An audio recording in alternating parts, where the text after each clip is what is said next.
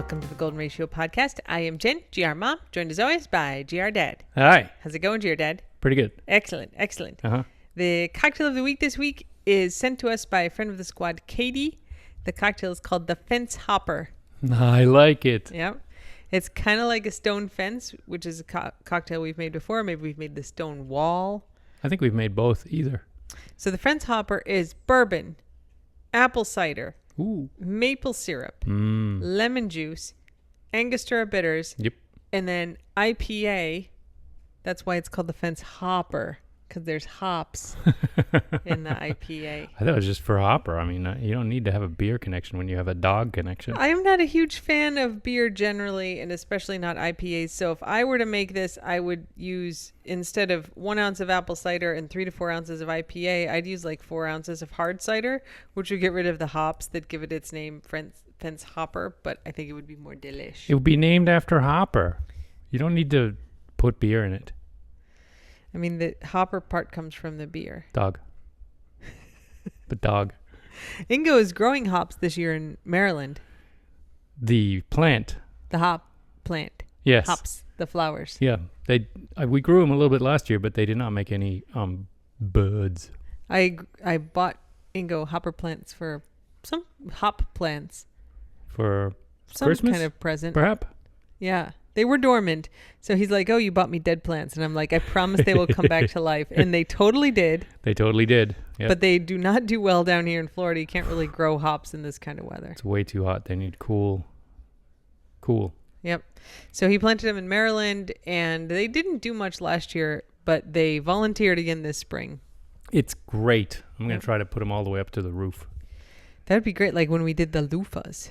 Yeah, those things grew all over the house. That was haunted. It was a real takeover of the property. That was an insane amount of vining. Yeah. All right, you ready for Administrative Corner? I love Administrative Corner. Yes. We have one item this week. So as everyone who regularly listens to the podcast knows, I have a book coming out in November called The Purest Bond. It is available for pre-order, you guys. Blah. Again with the book. Ugh. Oh, my goodness. So Just kidding. There's an audio version of the book, which is available now. Like you can go on Audible or Amazon or wherever and buy the audiobook version.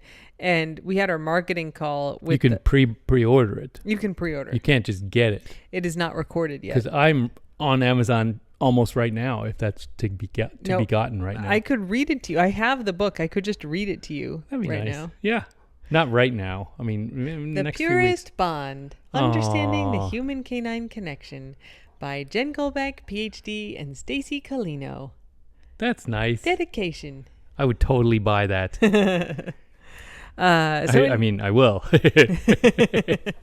So we had our marketing call last week, and I was like, you guys, are we going to do an audiobook? Because we need an audiobook. And they're like, oh, yeah, you can already buy the audiobook.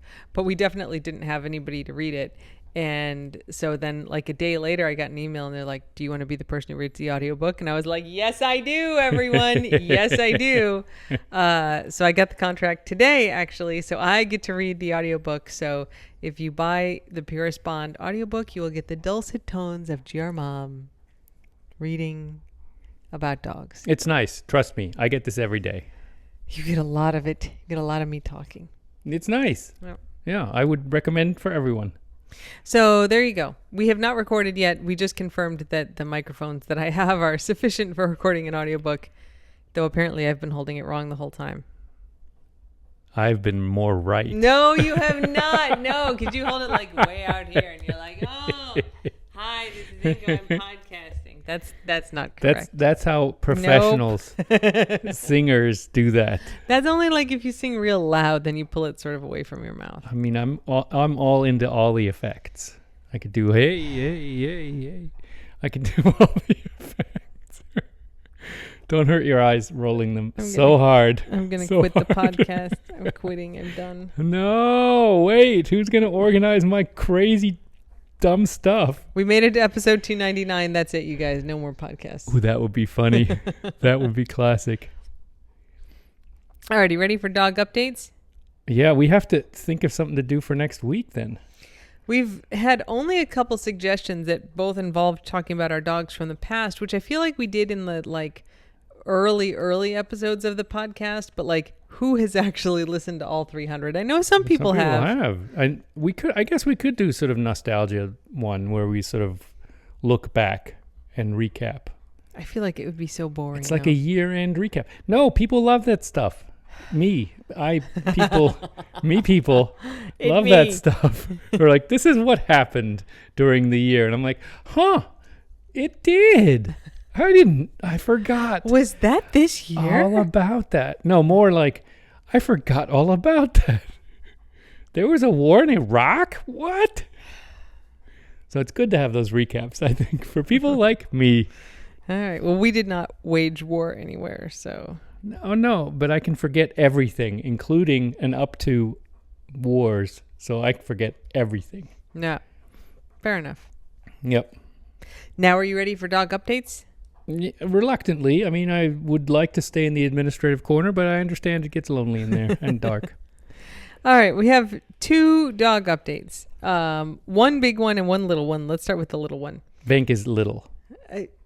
Yes. That's not the update, but that's true. Too bad. Yesterday I was like, 2 days ago, it's so smooth outside. There's no wind. I'm going to go for a paddleboard. Ingo, would you like to come with me in the kayak? And Ingo's like, sure, which usually he does not do. And I was like, this is great. We get to hang out on the water. It's going to be fun. Whenever I go paddleboard, both Hops and Guac feel like they are entitled to come with because they both ride on the front of the paddleboard sometimes. Yep, it's very important for them. So it was Guac's turn. So I was like, all right, Guac, come on out, get on the paddleboard. And Guac's like, jumps on the paddleboard, stands there. And I was like, Guac, you have to sit down and lay down. And he's like, okay, fine. So then he lays down on the paddleboard and we kind of paddle out. And he's like, where's Ingo? I saw him coming. Oh, so I'm splashing around with my kayak. So Ingo gets the kayak in the water and comes paddling over. And Guac is like, oh, fuck. I got to get over to Ingo. Jumps off the paddleboard, which is like very not good when I'm standing on the paddleboard because it makes it likely that I am to fall off the paddleboard. Yeah, see, the kayak is unflippable basically. Yeah. But the paddleboard, real tippy. That's why I don't have one of those things. Flippable. I can't walk a white line. It's not that it flips. It's just that it tilts enough that the person standing on it falls off. That's true. It does remain the right side up, but it doesn't really help when you're falling off. So Guac jumped off the paddleboard. I did not fall off any doggy paddles over to Ingo. And I was like, get the heck back over. He's like, tries to claw his way into Ingo's kayak. I think it was even shallow enough that he could get purchase from his back legs. Yeah. Yeah. So I finally get him back on the paddleboard. So Ingo's like, we should put him in the house. And I'm like, he'll be fine. And then we get like 10 more yards and he's like, what the fuck? And jumps off again to try to go over to Ingo. He couldn't stand that time. I did not fall off. I get him back on the paddleboard. And I was like, listen, he's got it out of his system. He's going to be fine. And so we paddleboard for like 7 minutes approximately. Yeah, pretty far. I mean, like half a mile. Yeah. Yeah. And then he's like, I'm pretty sure I need to be riding with Ingo. Jumps off the paddleboard again, and this time I go into the water. It's like pretty deep this time. Yeah. I could not. I mean, I try really hard not to touch the bottom after my Irukandji syndrome issue, because I feel like that was because I was murking around on the bottom. I stirred up the one rogue jellyfish that punished me for a week. But I didn't just hit the bottom, so it was deeper, which is fine. It's better. I crawl back on the paddleboard. Eventually get Guac back on the paddleboard. You know, he's trying to crawl up, but he can't touch the bottom either. And so we got out to Hopper Key, which is about a 15-minute paddleboard from our house, and kind of walked around. You know, it's just this like deserted patch of beach. Desert is not the right word. Unoccupied. Yeah, it's like a sandbank, mangrove. It's a bunch of mangroves with like sandy a patch. teeny little strip of sand. Yeah. And so we get out there and, you know, there's like a washed up coconut that Guac gets. He tries jumping on a horseshoe crab shell. Yeah, he's like chasing sticks, whatever. So we're out there for like 10 minutes, and then it's like, okay, we're going to go back. And I was like, he's not riding on my paddleboard. He's not welcome anymore. Let's put him in the kayak. Now, the kayak is like the kind that sits on top of the water, so like your butt gets wet because it's got the holes in it. Yeah. But it's also kind of like ridged, so there's like places to stick your heels. It is not comfortable to sit in the front. But we gave Guac his coconut, and he's like, this is the best. Yeah, he noticed nothing except that he was husking that coconut. Yep. He could have been on fire, and he would have been like, coconut, right. Must have coconut. Did not try to jump out, was not interested in me at all. No, so I just let my feet dangle on the sides because where I usually have them, there was Guac, and then I just kind of paddled back, and he just, I mean, there was a trail of coconut leavings behind my kayak. He'd like yank a piece off and then fling his head and like fling, a little piece of coconut husk would come very intense about it. Float in the water. Yep. Yep. What a jerk that guy was. But he stayed very calm and still for me. So today when I went paddleboarding, Hopper got to come. I bet you she did not flip you. Nope. Because she's fine. good. She's such a good dog. Of course, I didn't try to go and upset the apple cart. I know. She probably would have been like, meow, meow, I want to be with Ingo. Probably she would have let herself slide off the side slug-like. All right. So that's update number 1. There's thunder. Is that why Remy's like crawled up onto Ingo? I don't hear the thunder. Remy? He does. Yeah, You see the lightning? I do not. Well, I just there see was darkness. also lightning. All right. Update number 2. Ingo requested a copy of Chief Brody and Binkman's medical records. Actually, just vaccination records, but we got the whole medical records today. Mm-hmm. And they showed up in my mailbox, and I was like, I'm going to read these. And so we had gotten the call from our vet on like May 20th, I think, which was a Saturday. Yeah. About CB's biopsy results on the big black lump that he had growing on his gums, and got the bad news that this is melanoma, and 5 to 9 months is the life expectancy. Yeah, that's right. Our vet was reading the report from the biopsy. So the report's in the medical records, and it's like, we got this lump, it came in, and so the original report says the mass is a highly pigmented melanocytic neoplasm. Guys, these are a lot of words I don't know, so I'm sorry that I can't pronounce them right. Given the degree of pigmentation within this mass, a bleached section of the tissue will be evaluated to assess the nuclear features to determine the mitotic count to aid further prognostication. So this thing on his mouth was like black. It's like a black lump growing on his mouth. I mean, he has black lips kind of too, so it didn't look that out of place. Oh, it did to me. Melanin on his gum. It looked to me not good, because other dogs have little lumps and they're pink. They're the same color as the gums, and this was like black. Guaco's was very pink. Yeah, and Brody had other ones that they took off that were pink, and this was black, which is why the vet was suspicious, because it was black, and melanoma is like dark because it's got a lot of melanin in it. So they're kind of describing this thing. There's a lot of stuff I don't need to read. 1.4 millimeters in diameter. Neoplastic cells arranged in sheets. Haphazard, it says, so it's apparently quite disorganized. A lot of melanin. There's so much melanin in it that the vast majority of cells have the nuclear features obscured. So you can't really see what's going on because there's like so much pigment in it that is dark. You can't see through it, which is a problem in the microscope, I guess. So they say. Yeah. I've got pictures. Whoa. There's like pictures in here. Those look red. Well, I think it's the dark part that is like the nucleus, and it's got all the melanin in it. Wow. So anyway, they're like, so like that's not good, because like typically if you've got something on the gum that's like super melanated, that's a melanoma. Melanomas in dogs, like, I saw the lightning that time ago. So melanomas in dogs, like unlike people where it's on the skin, in dogs it's usually on the gums, the mucous membrane. So sometimes look at it in their nose, sometimes look at it on their butt, but a lot of times on the gums. So it's like, all right, so this is like, they got a mass, it's got a lot of melanin, it's on the gums, so like that's probably a melanoma. And they're like, but we're going to bleach it and then we'll look at it again. So the addendum comes in on 5/22/23, which is like 2 days after I talked to the vet. And it has the bleach evaluation results. And it's... Bleach evaluation. It's funny. So it says, a bleached section of this tissue is evaluated to better assess the nuclear features within the melanocytic neoplasm. There is only mild, a bunch of words I can't pronounce, and mitotic count is less than 1 per 10 high power field. So I don't know what any of that means, but like 3 of you will know what that means. And it says updated interpretation. Oral cavity, well differentiated melanocytic neoplasia. Mitotic count less than 1 per 10. Margins are incomplete, which means they didn't get the whole thing. Vascular invasion not observed. Nuclear atypia less than 30%. And I'm like, that sounds good, even though I don't know what any of that means. Yeah, nuclear atypia sounds bad, but Atypia less is than bad. 30%. It sounds better then. This oral mass is a melanocytic neoplasm, and this melanocytic tumor is well differentiated with little, like I couldn't say this before, pleomorphism.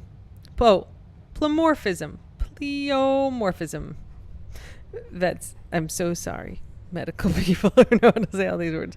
Pleomorphism. I think that's right. Sure. Given the oral mucosal location of the neoplasm, it's difficult to entirely exclude the possibility of malignant behavior. So that means the fact that it's on the gums and it's black means that, like, we can't really say that it's not cancer.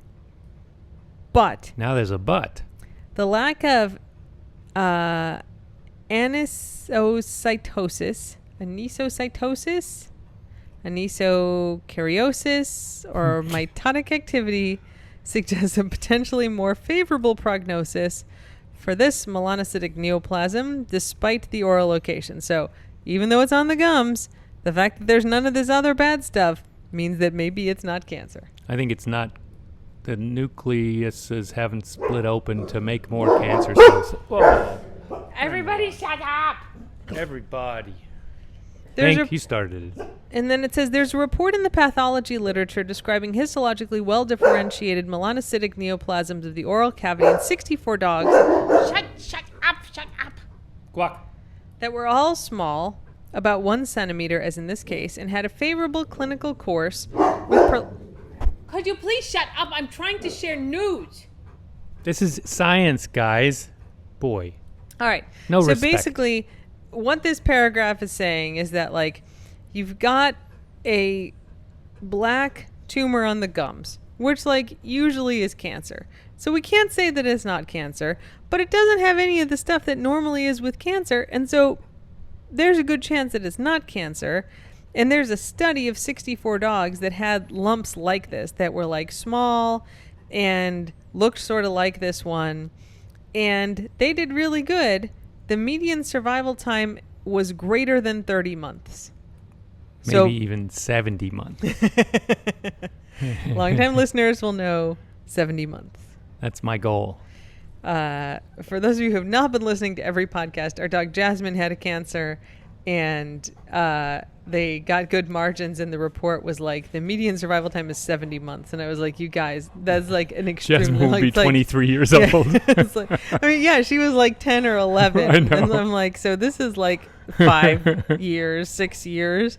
So that's great. So this is median survival time of greater than 30 months. So that's pretty great. Like, Brody's going to be 13 in a few weeks. And so if he were to live another 3 years, another 30 months, like, that would be extremely impressive. I think he's got it in him. He jumps on the ottoman now. So it says, for additional prognostic information, consider immunohistochemistry for Ki-67, which is available at additional cost. So I don't know, did you ask for that today when you talked to the vet? Nope. So we could maybe ask her to do that, I guess. But anyway, so we thought we had 5 to 9 months, and now we have median greater than 30 months, and we always beat the mean. It's like the Lake Wobegon effect in this house. Every dog is above average. It's true. It's true. Brody, we're going to keep looking at your gums, though. Yeah, it still looks kind of... It's like white where they took it out. We got some antibiotics today. But I gave him a little bit of green beans in that today. Oh, yeah? He seemed to be okay with it. Okay. I'm not sure I approve. Why not? You know, he's been doing okay without. So why add in things when he's doing okay without things? It's his thing. But he's fine. But it's green beans. But he's doing fine without green beans. All right. I will not. It was only for second dinner. He had second dinner already? Yeah, with Remy. Brody! Oh, he's such a beautiful man. He's shaking just because of the sun thunder. So, anyway, that's pretty good news for CBGB. Yeah, it's Ingo had him at the vet today, and she said, you know, eventually she may actually take the molar out that had the tumor next to it, because, like, you can tell as it's healing, like, the gum is really recessed there, and it maybe hurts. So, we're going to check him in a couple months, and maybe it'll just be one tooth down. He's missing another tooth that, like, when we got him, he was missing a big molar, so. Yeah, I mean, he doesn't need all his teeth. No. As we know from Sizzle, you don't really need any. Sizzle had except the hole 4 punchers. left. So, there you go. So, pretty good news on CBGB. Yeah, really surprisingly good news. Surprise news and surprisingly good news. Yeah, the vet hadn't called us with those updates, and when Ingo brought him in today, she's like, "Oh, they didn't tell me they updated the report." So it's just like by usually chance they send that me I saw an it. email. I didn't even see it. Where'd you get this? I was like, well, I asked for it. All right, are you ready for ramblings? Yeah, sure. All right, this is from the Jerusalem Post. Wow, that's like rambling. Jerusalem, Israel. Yes. Okay. It is real. Florida man loses arm to an alligator while going to the bathroom. Jen Coleslaw sent this. 23-year-old Florida resident Jordan Rivera. No, don't move that. Sorry. Ingo was moving the podcast box, and that's going to unplug everything. Oh, no. Yeah, can't move that. Technological Remy, differences. suck it up. You can't don't cross the pod. Just go. Move over to Ingo. He's not moving, you guys. He's just trying to crawl over the box. He's shaking. Poor guy. There was not even that much thunder. There was like one thunder. One rumble. 5 minutes ago. Ugh. Guys. All right. 23-year-old Florida resident Jordan Rivera was relieving himself behind a bar early last Sunday when he fell into a pond where a hungry alligator was waiting. This is like the shark on the dock story. Like that's an important detail. He fell into the pond. He invaded the home of that alligator. Rivera lost his right arm in the altercation, which he reportedly doesn't remember. Quote, so I ended up walking over to the water hole. I didn't realize how big it was at the time. As I was going over there, something happened where I either tripped or the ground below me just went down. I ended up in the water, and that's literally the last thing I remember. Oh my goodness. He wakes up in the hospital with no arm? Rivera was reportedly rescued by locals who pulled him from the water and treated him with a tourniquet they had handy, which, like, you gotta have because of the gators. Because of the pond. We have the gator pool behind the bar. Rivera was unperturbed by the incident as he described waking up in the hospital to the media. Quote, I looked over and saw my arm the way it was, and I was like, whoa. I didn't lose my life. I lost an arm. It's not the end of the world, Rivera said. Those gators, I didn't truly understand them till I woke up in the hospital and, oh, gator got your arm. They got my elbow. So I don't have an elbow, he said. I can still move my arm around and whatnot. Rivera took the opportunity to... Cow, that is, I mean, maybe he was under a lot of medication because that seems awfully blasé about I know. having your arm chomped off. I can still kind of move the stump. It's fine. Rivera took the opportunity to confront local rumors that he had been feeding the alligator, an accusation he denied. That's completely not true, he said. They don't even serve food at that bar, so I couldn't have even served the gator food. I mean, you would have had to go to the gas station next door and get some Dion's fried chicken for $4.98, which you can get there for two, and then bring it over there. That would be ridiculous. You don't even remember anything, Rivero. No. It does have a sadder ending. I mean, not that it's not sad that the guy lost his arm, but it says a spokesman for the FWC told NBC2 that the 3.175 meter alligator had been euthanized. That's 10 feet. 3.175 meters is extremely specific. 3 degrees Well, it was dead. They could measure it really well. I guess so. Why'd they euthanize it? I guess because it bit the dude. Oh my god. Ugh. They would all bite a dude. And then, so this is in the Jerusalem Post. So the first comment from a user named Old Timer says, "Why in the world would the J Post cover this story? He wasn't, true. quote, going to the bathroom. He was a drunk goy going to pee in the pond and fell into the water he was polluting. This is somehow newsworthy? I'm surprised the Post didn't say the alligator was as large as 27 bulldogs." And then there's 5 comments on his post. The second from Cousin It. "So an alligator who defended his territory from an intruder was euthanized. Bears who attack humans who encroach on their wilderness habitats are often euthanized. Those that aren't are relocated to a place far, far away from their native habitats to a region with which they are unfamiliar. Maybe to Israel. Maybe I've never that's the been- connection. I've never been in favor of saving people from themselves. Anyone who goes swimming with alligators or walking with bears should have to live with the consequences." Well, it's good to know the comments are just as bad in Israel. Oh, here, as you'll they like are this here. one. Will I? Oh, will This I? is from user Packing Heat. Quote, "Rivera lost his right arm in the altercation, which he reportedly doesn't remember." And the guy says, "How could he not remember his right arm? It's been with him his whole life." Oh, boy. That's dad. Dad. Ugh. Okay, guys. There's no thunder. Ugh. They do this when it rains, Jen. I know. And then there's some racist comments in here and a bunch of other garbage. Ugh. So the comments are just as bad worldwide. That's great. Don't read the comments. Yep. So there you go. Thanks, Jen Coleslaw. All right. High quality stuff. You ready for Taste of the Keys? Sure. It's a twofer. 2 little ones. I like it. The headline of the first one is "Man Arrested for Fleeing." I was hoping for spike strips, but I was disappointed. A 51-year-old Marathon, Florida man was arrested Saturday after fleeing from a deputy.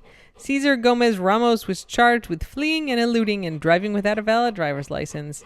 He was observed traveling 63 miles an hour in a 45-mile zone southbound on US 1 and Marathon.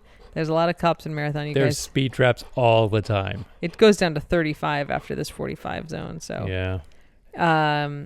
This was at 10 p.m.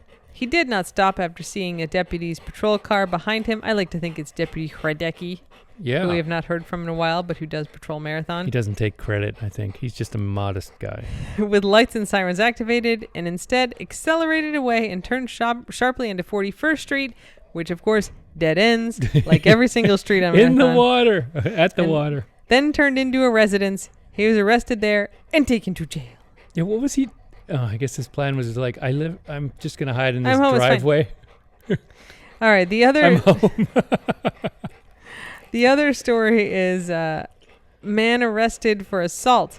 A 62-year-old Homestead, Florida man, Homestead is not in the Keys, was arrested Saturday after threatening a man with a pipe. Norris Anthony Johnson was arrested with aggravated assault with a deadly weapon. I think that should be 4 aggravated assault with a deadly weapon. Sure. The 41-year-old victim told the sheriff's office he was walking to his vehicle at the Reef House Resort and Marina in Key Largo when Johnson approached him and told him he had a bad attitude. An argument ensued and Wow. escalated with Johnson making verbal threats. The victim stated Johnson grabbed a lead pipe from a golf cart and threatened him with it. Witnesses intervened and the victim fled. Where are these lead pipes that people have? I don't think I've ever seen a lead pipe. A cell phone video corroborated the victim's statement. Johnson was taken to jail. I bet it was an iron pipe. I don't think these are lead pipes. What is this? Ancient Rome? Flint, Michigan? Come on. You get a German word of the week? Sure. Fingerspitzengefühl. Finger... Tip feeling. Spitzen is tip. Tips. Mm-hmm. Gefühl I would have got. Spitze is like the tip. Yeah, tip of a mountain too. Okay. Bergspitze. What about Spitz the dog? That's just called Spitz. That's just a breed called Spitz. What if you have many of them? Well, I mean, they're kind of pointy. They have pointy faces. That's what I always thought, why they were called Spitz. Okay. Anyway, Fingerspitzengefühl means sensitivity, being delicate, like snowflake. no, like it can include being diplomatic, like being very careful and precise in often dealing with people or situations. Das erfordert viel Fingerspitzengefühl. Is like that's going to require a lot of tact and diplomatic skill. Oh, okay, that's a good word. Tact is probably the English equivalent. Yeah, you just got to be like, you got to say just the right things at the right time is kind of what it implies. Oh, what are we going to do about the thunder. thunderstorms in the Keys and our two nervous I'm tired. dogs? I can't. I'm not staying up all night with all of this nonsense. Yeah. Guys. All right. Toughen up, guys. Toughen up. Bink. Shut up. Seriously. Okay, it's time for Ingo Corner. You can say whatever you want. That's all. I don't have anything special. Thanks to everything. Thanks to all the friends of the squad. That's it. Excellent. Mm-hmm. All right, everyone. Well, thanks for listening. And until next time, Slava Ukraini, and don't bite anyone unless they ask you to. That's right. Bye.